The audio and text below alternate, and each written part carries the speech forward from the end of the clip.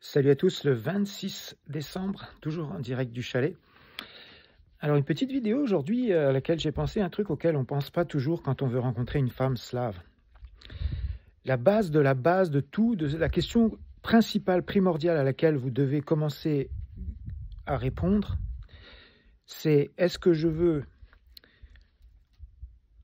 rencontrer une femme ukrainienne, russe, slave, peu importe, on parle des femmes slaves, est-ce que je veux qu'elles viennent habiter chez moi ou est-ce que c'est moi qui vais aller habiter chez elles?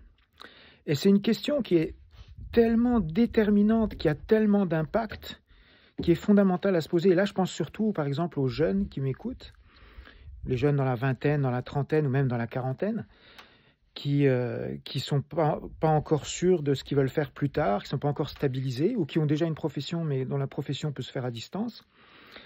Ben, l'option de partir vivre en Europe de l'Est ou en Russie, comme on l'a vu, j'en ai parlé avec la chaîne de Charles en Russie, c'est l'option qui a le plus d'avantages pour vous. C'est une option qui est quasiment imbattable quand on veut rencontrer une femme slave. Pourquoi? Parce que vous avez tous les avantages et aucun des inconvénients. C'est-à-dire, par exemple, les questions du divorce, ça disparaît. La question du choix de se mettre dans un site de rencontre, etc. Et je veux dire, vous allez là-bas, vous aurez tellement de choix, tellement de possibilités, que c'est comme quand un enfant qui arrive dans le magasin de jouets, là, c'est le syndrome du magasin de jouets.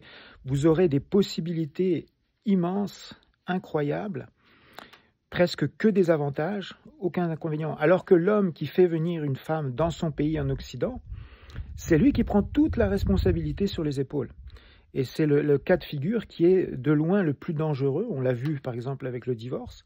Mais il n'y a pas que ça. Par exemple, c'est vous qui allez être responsable de son intégration, d'où l'importance de la mettre en contact avec des associations ukrainiennes quand elle vient ici.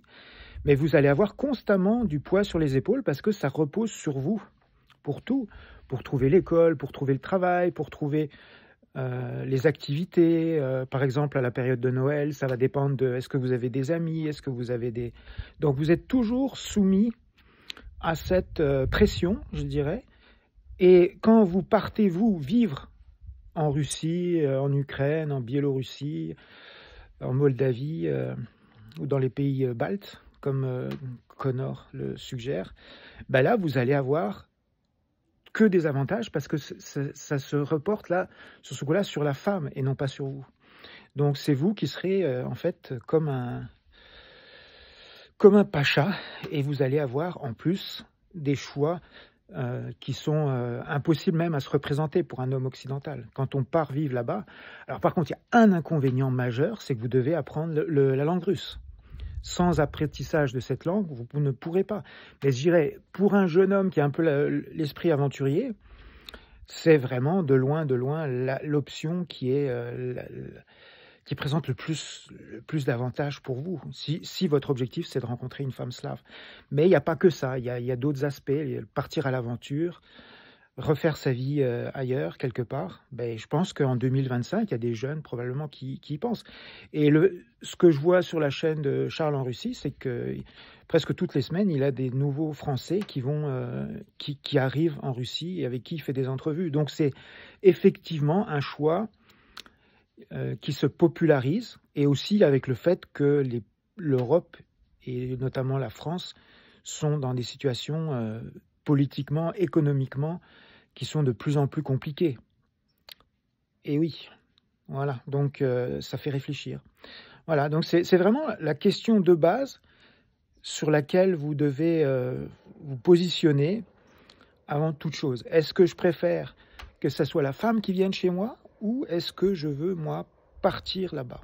Et toute la complexité du projet change selon la réponse à cette question. Et là, il fait moins 15, donc vous allez me mettre un like, s'il vous plaît, parce qu'il fait très froid et je suis allé filmer ça dehors pour vous.